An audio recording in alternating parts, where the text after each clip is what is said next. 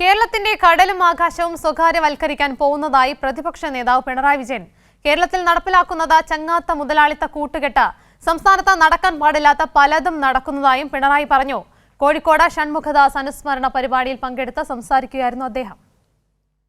ഒരു പൊതുപ്രവർത്തകന് വേണ്ട എല്ലാ ഒത്തൊരുമയുമുള്ള രാഷ്ട്രീയ പ്രവർത്തകനാണ് ഷൺമുഖദാസ് എന്ന് അനുസ്മരിച്ചുകൊണ്ടാണ് പ്രതിപക്ഷ നേതാവ് പിണറായി വിജയൻ സംസാരിച്ചു തുടങ്ങിയത്.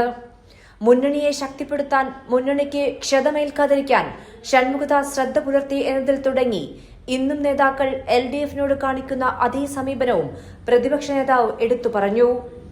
ഇന്ന് കേരളത്തിന്റെ ആകാശവും കടലും സ്വകാര്യവൽക്കരിക്കാൻ ശ്രമം നടക്കുന്നു.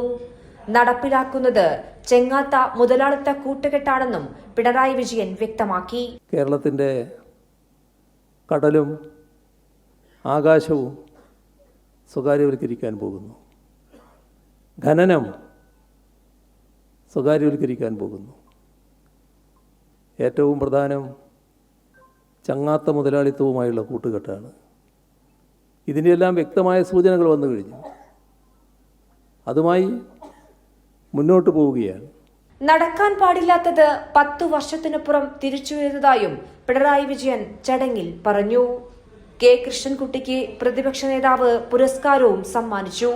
AK ശശീന്ദ്രൻ പരിപാടിയിൽ അധ്യക്ഷത വഹിച്ചു. കെ കൃഷ്ണൻകുട്ടി, കടന്നപ്പള്ളി രാമചന്ദ്രൻ ഉൾപ്പെടെ നിരവധി നേതാക്കൾ ചടങ്ങിൽ സംബന്ധിച്ച് സംസാരിച്ചു. കൈരളി ന്യൂസ്, കോഴിക്കോട്.